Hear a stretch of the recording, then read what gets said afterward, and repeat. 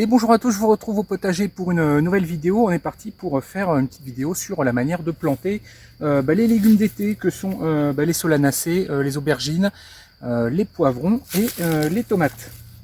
Et vous voyez, comme vous pouvez le voir, j'ai des plans super avancés. J'avais fait des semis super tôt cette année pour vous faire des vidéos et je me rends compte qu'en fait ça s'est super bien passé et que j'arrive du coup à la saison de plantation avec des plants magnifiques. J'ai vu ça dans le commerce, ils vendent ça quasiment 5-6 euros ce genre de plan à ce niveau d'avancement là. J'en ai des caisses entières.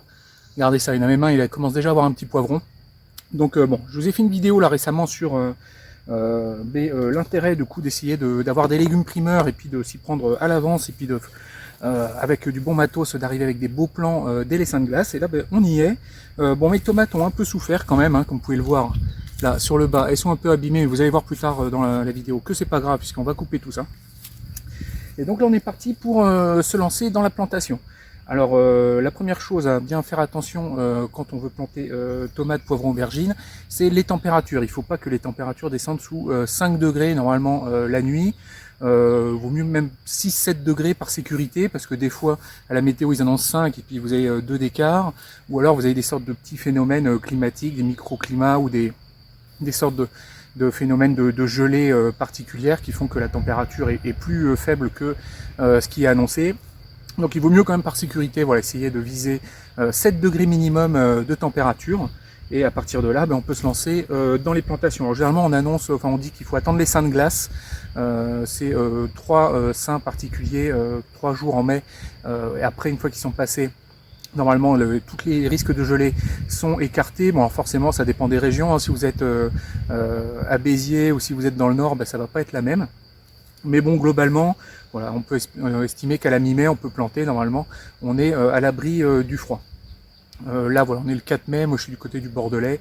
A priori, quand même, on devrait être à l'abri de genre de gros problèmes. Alors bon, je dis ça, je touche du bois parce que chaque année, j'ai des soucis quand je plante trop tôt. L'an dernier, je me suis fait grêler, gros coup de grêle juste avant les seins de glace. Donc là, c'est pour ça que j'y vais tout doucement. Je plante 10 tomates, 2 poivrons, 2 aubergines et je me contente de ça. Et le reste va attendre vraiment que les seins de glace soient passés pour être sûr de ne pas avoir de pertes. Alors le deuxième point d'attention qu'on va avoir sur les tomates, poivrons, aubergines, c'est l'espacement qu'on va avoir entre les plants. Alors là, c'est très variable, ça va dépendre de votre manière de les conduire. Alors moi, j'ai tendance à les conduire sur une tige pour éviter que ça foisonne de trop au niveau du sol, que ça végète dans l'humidité et que ça développe des maladies, notamment le mildiou. J'essaie quand même de les conduire sur une seule tige puisque j'utilise ce genre de petit tuteur tortillon là, des tuteurs spirales. Donc ça se prête très bien à faire pousser des tomates sous la forme d'une seule tige. Hein. Si elles commencent à développer plein de tiges, c'est vraiment compliqué de les conduire. Donc j'essaie quand même de les garder sur une seule tige, mais bon, voilà, si des fois ça m'arrive qu'il y ait des tiges secondaires qui apparaissent et qu'elles soient trop grosses pour les couper, là ce que je fais c'est que je les laisse et je rajoute des tuteurs. Enfin bon, je me débrouille un peu comme je peux et ça m'arrive quand même du coup que ça buissonne. Alors en termes d'espacement du coup, moi sur une planche comme ça de 1 m sur 2,50 m de long, donc sur 2,50 m carrés, je vais mettre 14 tomates selon ce schéma là que je vous ai déjà montré dans pas mal de vidéos, enfin si jamais vous avez jamais vu. Et donc ça c'est le schéma que j'utilise pour les tomates, mais pour les poivrons et les aubergines c'est à peu près pareil, hein. Voilà, 14 par planche. Donc là je vais mettre 10 tomates, 2 poivrons, 2 aubergines. Voilà. Alors pour ce qui est de creuser le trou pour planter la tomate, pour le coup là ça va vraiment dépendre de la préparation de sol que vous avez fait avant. Alors là moi normalement mes plates-bandes c'est quasiment du terreau en fait, hein. En fait ce genre de culture là fonctionne très bien dans quasiment du compost ou du terreau. Donc moi en fait tous mes bacs là que vous voyez sont en fait comme une sorte de composteur géant. Je fais pas de compostage en tas à côté en dehors des bacs. Je mets tout dans les bacs et tout composte dans les bacs, ce qui fait que je me retrouve du coup dans les bacs avec un sol voilà, qui est vraiment comme du terreau. Je vais essayer de vous montrer ça de près. Voilà. Et je mets pas de terreau dans ces bacs là, hein. Ce terreau il se fait tout seul en fait à force d'apporter des feuilles, du foin, du broyat, enfin un peu tout ce que j'ai sous la main, les déchets de légumes de la cuisine et tout. Puis tout ça, selon que c'est plus ou moins azoté, ça va apporter de l'azote ou alors ça va humifier et ça va me faire un sol très riche et très léger dans lequel les racines vont pouvoir se développer très facilement. Vous voyez là je creuse, là ça s'enfonce tout seul, hein. J'ai pas besoin d'enrichir particulièrement là, juste je fais un trou.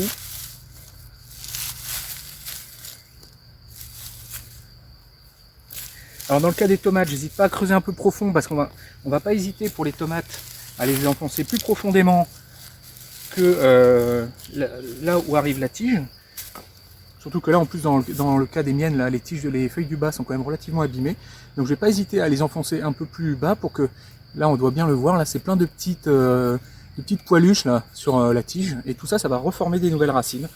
Donc voilà, j'hésite pas à les enterrer un peu plus profond, et puis on va couper du coup ces feuilles du bas qui sont un peu abîmées, pour repartir sur, voilà, à partir de là, une plante bien propre, bien verte. Alors on est sur de la tomate cerise, donc ça c'est des variétés déterminées, ce qui veut dire que elles vont pas développer des lianes immenses. Elles ont une faculté à faire un certain nombre de gourmands et un certain port qui est bien déterminé justement à l'avance. Et le fait de tailler va pas changer le port. Donc c'est pas des plants qu'on a tendance à tailler fortement. Après on les laisse se développer et faire leurs gourmands. Donc là vous voyez un gourmand, là, il y en a un juste là, on le voit. Vous voyez cette tige là, entre cette branche là et cette branche là. Donc là on a la branche principale, là une grappe de feuilles et puis un gourmand qui part là. Et donc ça va redonner une nouvelle tige. Donc voilà, dans mon sol super riche, pas la peine de faire un trou immense, on ne plante pas un arbre.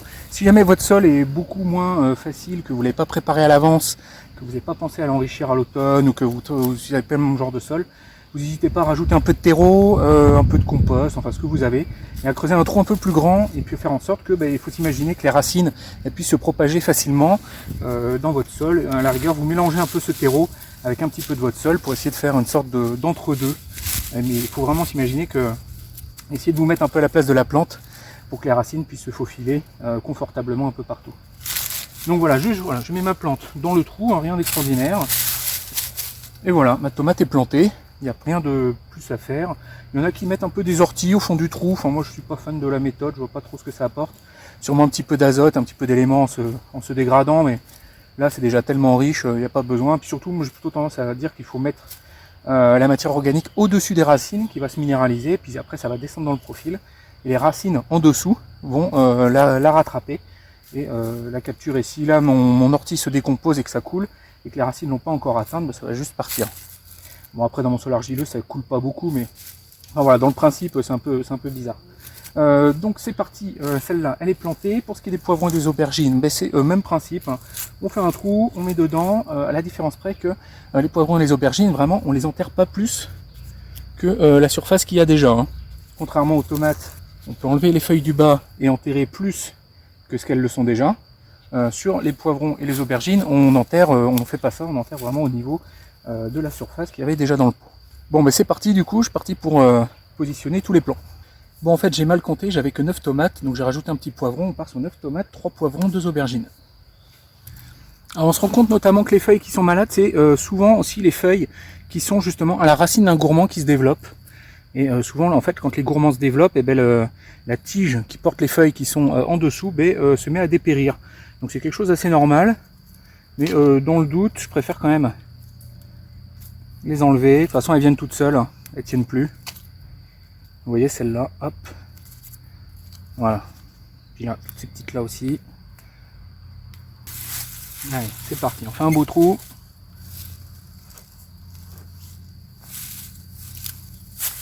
Regardez ça. C'est pas beau ça? C'est tout noir, tout grumeleux. Ça c'est parfait. Je vais planter là-dedans. Les tomates vont être très très bien.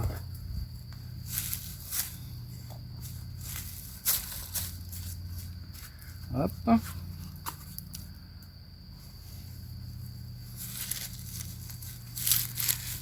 Donc là la tomate est enterrée beaucoup plus profond que là le niveau du sol est là, et là le niveau du pot est là, donc il y a quasiment pas 10 cm mais 6-7 cm de plus.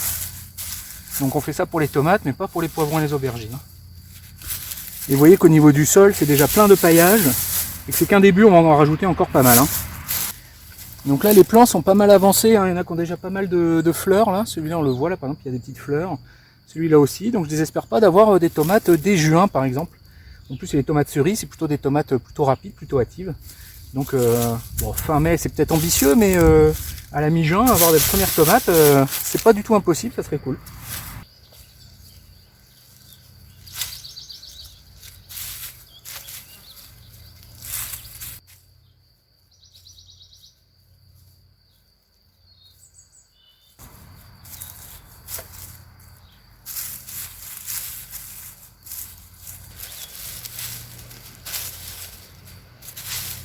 Ok, les 9 tomates sont plantées. On s'attaque aux poivrons et aux aubergines. Voilà, toujours pareil, hein, regardez le type de sol que j'ai. Donc c'est vraiment le genre de sol idéal pour ce genre de culture.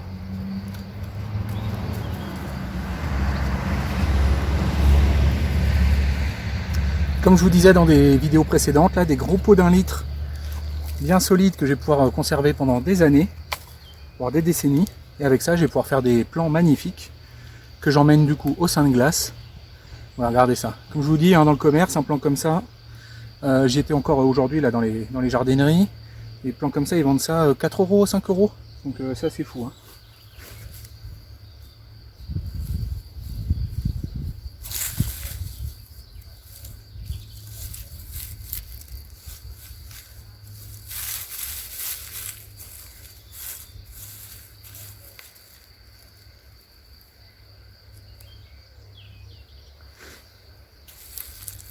Alors, chose importante pour ce qui est de l'emplacement où planter vos tomates, surtout les tomates, les poivrons et les aubergines craignent un peu moins les maladies, mais les tomates sont très sensibles au mildiou, qui est une sorte de champignon qui adore la chaleur et l'humidité.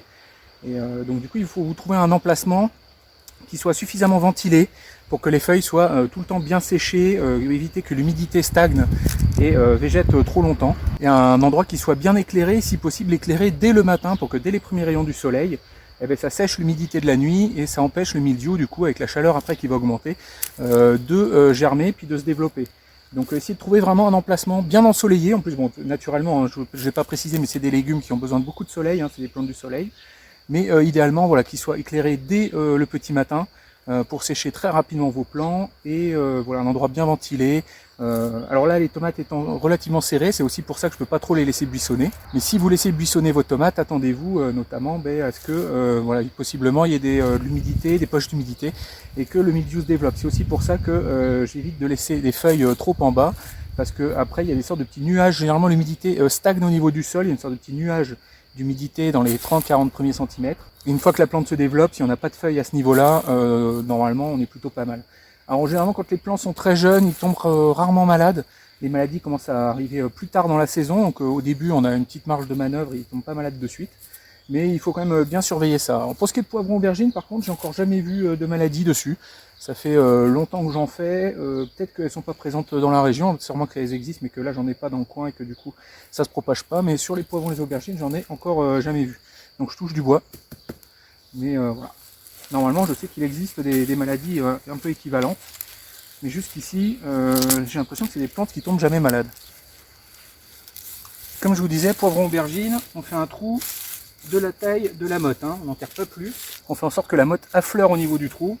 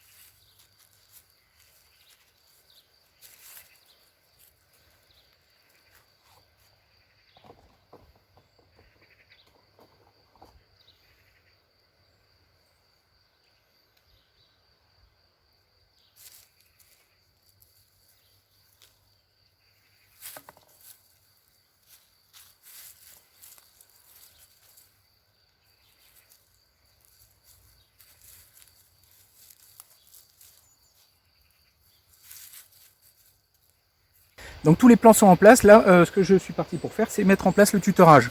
Alors pour ce qui est des poivrons et des aubergines, c'est pas des plants qui vont monter très haut. Généralement, ils vont monter genre à cette hauteur-là. Donc ce que je fais du coup pour ces plantes-là, c'est que j'utilise des piquets en bois. Et quand après elles montent, ben, j'essaie de les attacher au piquet. Alors j'utilise ce genre de petits pinces. Mais bon, enfin vous attachez ce que vous avez, hein, des ficelles, des tomato clips aussi, j'aime bien. C'est un truc que j'utilisais pas mal pour attacher les. Ça servait aux tomates, mais ça peut servir à tout tutorer. Une sorte de petits ronds là qu'on enroule. Voilà, bon bah c'est parti, je vais mettre. Alors on fait attention à pas mettre trop près hein, pour pas planter dans les racines du pot qu'on vient de planter. On met un petit peu, à côté pour pas déglinguer les racines qu'il y avait dans le godet.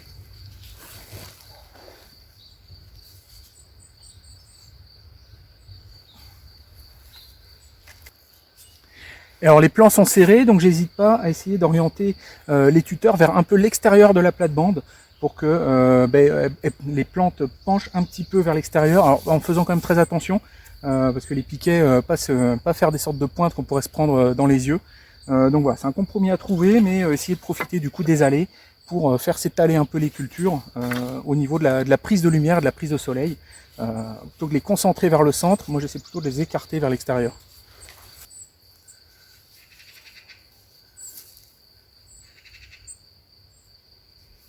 Donc pour l'instant je les attache pas, il n'y a pas besoin, ça viendra plus tard quand ça aura grandi.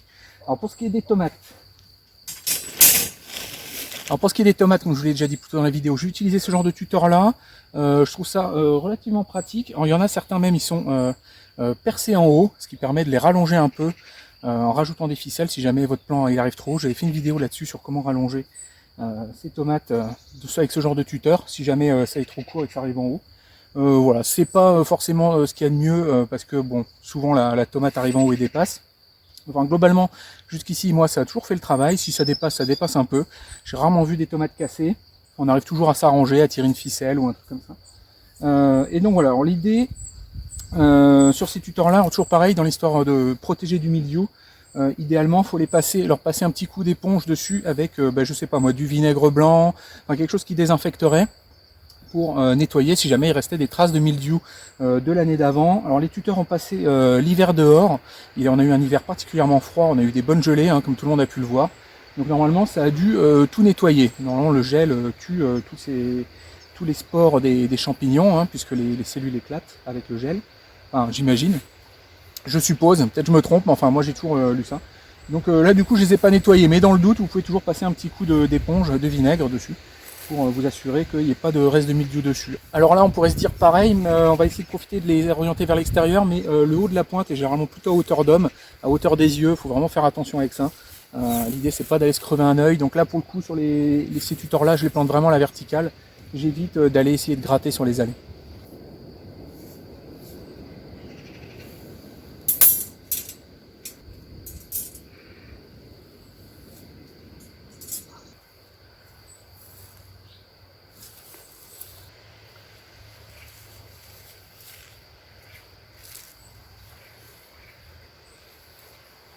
Donc voilà, les tuteurs sont mis en place, comme vous pouvez le voir, moi je fais le choix d'avoir une plantation relativement serrée, c'est pour ça que je ne vais pas les laisser buissonner, que je vais tailler les gourmands au maximum, en faisant attention quand même pour la taille des gourmands. Je me suis fait avoir l'an dernier, il faut éviter de faire ça par temps pluvieux, temps humide. L'an dernier on avait eu un mois de mai-juin vraiment complètement pourri, il avait plu pendant 3 semaines d'affilée, toutes les tomates étaient tombées malades, et notamment quand vous taillez les gourmands, essayez de faire ça vraiment par temps sec. Idéalement à midi quand le soleil tape très fort pour que ça sèche très vite et que ça cicatrise rapidement, que ça reste pas dans l'humidité et que ça n'aille pas choper le mildiou, parce que ça peut tomber malade par les plaies de gourmands quand vous taillez. Vous faites aussi en sorte de bien nettoyer votre sécateur, passer pareil toujours un petit coup de vinaigre blanc, quelque chose qui désinfecte avant de tailler. Là du coup il y a une grosse concurrence au niveau du sol, au niveau des racines, également au niveau de la lumière, mais je fais justement le choix en mettant un plan à toutes ces distances là pour avoir déjà regardé un peu en gros à quoi ressemble le système racinaire d'une tomate. Là, j'estime qu'avec cet espacement-là, j'ai vraiment tout le niveau du sol qui est colonisé par les racines. Là, j'estime que j'ai vraiment toute ma surface de sol qui est colonisée par les racines des tomates et que je vais vraiment optimiser la capacité des tomates à profiter du sol, parce que je me donne beaucoup de mal à avoir un sol vraiment très bien de qualité. C'est pas pour cultiver que dans la moitié ou le tiers de ce sol-là. Et donc voilà, je fais en sorte d'avoir des systèmes racinaires de tomates vraiment partout. Et par contre, pour éviter qu'il y ait trop de concurrence au niveau des feuilles, que ce soit trop serré, puis que ça végète et que ça tombe malade, j'essaie de plutôt couper les gourmands et de garder qu'une seule tige par tomate. Mais bon, comme je vous l'ai dit, des fois ça buissonne quand même un petit peu, c'est jamais parfait. Mais j'essaye quand même de garder qu'une seule tige par tomate. Donc maintenant tout est en place, on va se dire on va arroser. Eh ben non, on va pas arroser. Parce que la terre, là je viens de la remuer, elle est toute douce, toute meuble. Si j'arrose là-dedans avec un arrosoir, je vais tout retourner, tout faire des trous. Donc là, la prochaine étape de ce qu'on va faire, ça va être de pailler tout ça. Alors j'ai passé la tondeuse tout à l'heure. Donc voilà, de la bonne herbe du jardin, bien épaisse, avec de la bonne tige, voilà, bien foisonnante, bien quelque chose qui ne va pas se tasser. Comme j'en ai déjà parlé dans ma dernière vidéo sur le gazon, comment je gère le jardin. Et voilà, je vais mettre tout ça, je vais faire une sorte de petite boule de paillage partout autour des plants, voire même sur toute la plate-bande si je peux. L'idée, je vous rappelle les 3 avantages du paillage. Ça garde l'humidité, ça évite que le sol s'assèche, ça va empêcher les mauvaises herbes de repousser, puisque ça occulte la lumière, ça empêche que les petites plantules, si jamais elles viennent à germer, alors déjà elles vont pas à germer parce qu'il n'y a pas de lumière, mais si jamais elles germent, elles vont se retrouver sans lumière, elles vont mourir. Et le troisième truc, c'est qu'en se décomposant, ça va apporter de la fertilité aux plantes. Moi j'estime que quand je mets l'équivalent de ça dans mon jardin, ça va faire pousser le même équivalent en termes de poids de légumes. Enfin quand je dis légumes, c'est la plante plus le légume, tout le végétal, plus la racine aussi, enfin tout quoi. Donc quand j'amène ça au jardin, j'estime que je vais amener les de quoi faire pousser autant de légumes. Donc voilà, c'est déjà tout ça de fertilité qu'on rajoute également pour les plantes. En plus généralement c'est très azoté. En début de culture ça fait beaucoup de feuilles, ça fait pas énormément de fruits, enfin des choses qui vont réclamer pas mal de potassium ou même beaucoup de phosphore. Au début ça a surtout besoin de beaucoup d'azote et ça fournit pas mal d'azote. Donc voilà, on n'hésite pas, on est généreux, faut pas en mettre trop épais non plus, faut pas que ça fasse quelque chose qui étouffe et qui après décompose en chauffant trop fort et fasse des mauvaises réactions. Enfin bon voilà, c'est à vous de doser, vous voyez bien, et vous faites des tests, ce genre de choses. Mais on n'hésite pas à pailler pour nourrir tout ça.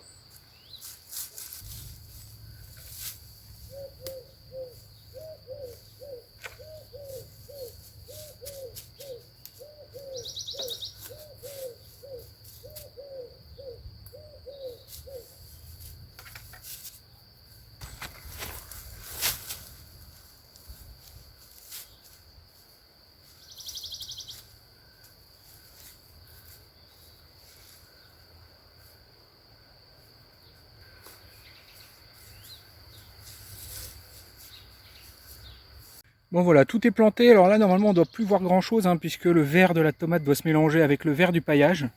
Comme vous pouvez voir, tout ça est bien emmitouflé. Et c'est seulement maintenant que je vais faire un arrosage. Alors il y en a qui préfèrent faire l'arrosage avant, quand ils font le trou de plantation, avant de mettre le plant. Alors c'est une technique. Moi c'est juste que c'est pour éviter de me mettre de la bouillasse plein les mains, je préfère attendre du coup à la fin. Et j'attends d'avoir paillé, puisque voilà, maintenant que c'est paillé, l'herbe qu'il y a au niveau du sol va casser le gros jet d'eau qu'on va faire avec l'arrosoir. Et ça va éviter de tout déterrer. Donc quand on arrose à travers le paillage, généralement ça brusque beaucoup moins au niveau du sol. Et donc là je suis parti pour mettre un demi-arrosoir par plant. Alors, comme je vous ai dit, j'ai un sol très argileux, l'eau elle reste longtemps, j'ai pas trop de soucis à ce niveau-là. Et généralement je fais un arrosage par semaine. Et puis voilà, si vous n'hésitez pas, si jamais vous avez une petite envie au moment d'arroser, vous faites pipi dans l'arrosoir. Surtout à ce moment-là de la culture, la fructification est encore loin, il n'y a pas de souci. Donc voilà, un petit pipi dans l'arrosoir juste avant d'arroser. Voilà, ça fait toujours ça en plus pour les tomates. Allez, je me lance, j'arrose.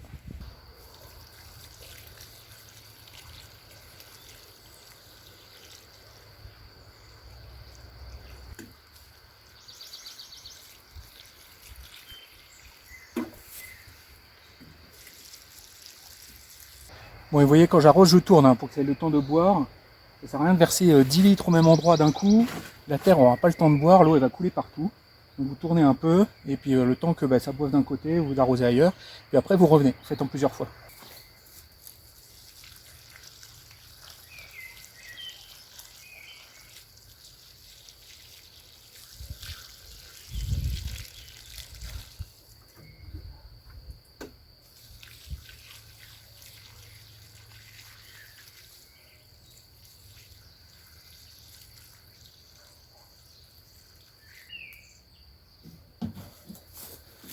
Et alors pour l'arrosage, pour pas avoir à vous prendre la tête à remplir ce genre d'arrosoir avec un tuyau d'arrosage, je vous rappelle la vidéo que je vous avais fait l'an dernier sur comment arroser rapidement. Vous partez, hop, voilà, vous remplissez à l'avance une cuve de remplissage d'eau.